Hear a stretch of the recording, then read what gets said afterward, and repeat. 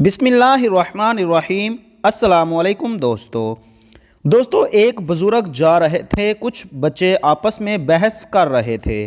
جب وہ بزرگ قریب سے گزرے تو دو بچے کہنے لگے، بابا جی ہم آپس میں کسی مسئلہ پر بحث کر رہے ہیں، آپ ذرا فیصلہ کریں۔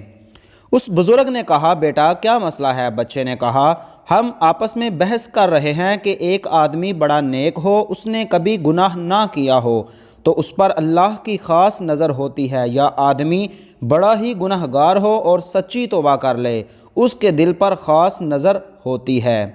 وہ بزرگ فرمانے لگے، بیٹا میں عالم نہیں ہوں، پر ایک بات میرے تجربے میں آئی ہے کہ میں کپڑا بناتا ہوں، کھڈی چلاتا ہوں، دھاگے ٹوٹتے ہیں۔ میرے تجربے میں یہ بات آئی ہے کہ جو دھاگا ٹوٹ جاتا ہے میں اسے گھرا لگاتا ہوں، اس کے بعد اس پر خاص نظر رکھتا ہوں کہ دوبارہ نہ ٹوٹ جائے۔